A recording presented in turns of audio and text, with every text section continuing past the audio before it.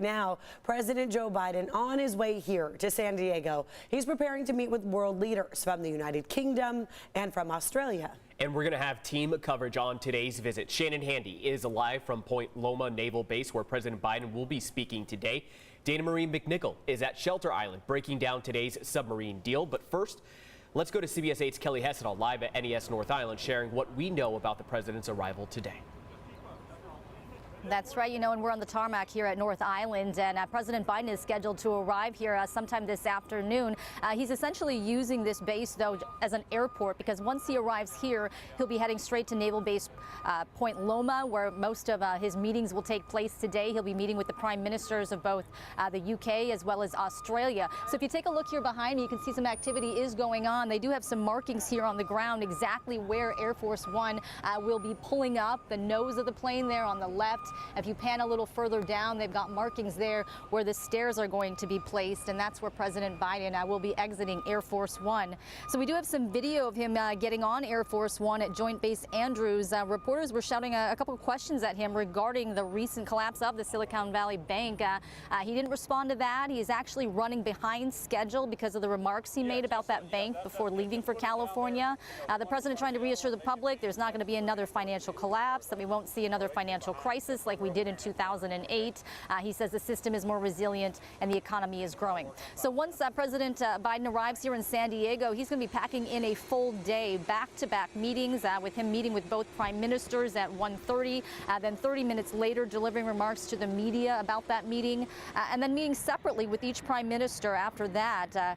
Then he's going to be heading to the San Diego International Airport to go to Del Mar, and that's where he's scheduled to be greeted by dignitaries such as San Diego Mayor Todd Gloria before leaving for Del Mar for a DNC reception in Rancho Santa Fe. Back out here live, the president is scheduled to exit or leave San Diego around 8:30 tonight. From here, he is going to Monterey Park to talk about gun legislation. But again, the president is expected to arrive here sometime this afternoon, possibly between 12:30 and 1. The last time we checked, it looked like Air Force One was over New Mexico. So we will, of course, be monitoring the situation out here, and we will keep you posted on everything that's happening. Chris and Netta. Thank you so much, Kelly. And President Biden is planning to speak at the Point Loma Naval Base today, expected to highlight a nuclear submarine deal with Australia and the United Kingdom. Both nations' prime ministers will also be in San Diego today. CBS 8's Shannon Handy is live from where the president plans to speak today, previewing today's big speech. Shannon? Yeah, Chris, you can see here at Naval Base Point Loma, the stage is set behind me. And again, as you mentioned, the president will be joined by other world leaders, the prime ministers of United Kingdom as well as Australia. So that's why you see three podiums here. So it appears as though each of those world leaders, including our president, of course, are expected to speak. Now, we, the media, have been here since about 5:30 in the morning, and that is so that we can go through a series of security checks. Secret Service goes through all of our gear, so it's been a long morning for us here, and you can see just how much media is here. Now, the president was just in San Diego not too long ago. He was here in November, and the difference between that visit and this visit is the fact that he, of course, is being joined by other world leaders. So because of that, you're going to see a number of international media in attendance, and that is what we're looking at right now. The video you're seeing are the prime ministers of Australia and the United Kingdom. This is a big deal. This is a meeting that will be watched worldwide. You talk to experts and they say that all eyes will be on this meeting. And the reason why it's being held in San Diego, here specifically at Naval Base Point Loma, is because we house some of those submarines that Australia is looking to purchase from the UK and the United States. So again, this is a big meeting. It will be watched globally. And back out here live, you can see the media is set. We will be waiting, though, for several more hours because, as Kelly just mentioned, we are tracking Air Force One, and it looks to be about an hour delayed from originally thought. Now, initially, we were told that President Biden was going to take the stage here between 1 and 1:30, or at least that was the estimated time. But at this point, we're not sure what time he will be speaking, but it's very likely that time will be extended or delayed. So we, of course, will stay out here and keep you updated with the very latest. We'll send it back to you guys. Thank you so much, Shannon. And let's take a closer look at that nuclear submarine deal the president is in town for today. So we're going to turn now to CBS 8's Dana Marie McNichol, who's live at Shelter Island, sharing what she's learned from the people who actually recommended the deal. Dana Marie?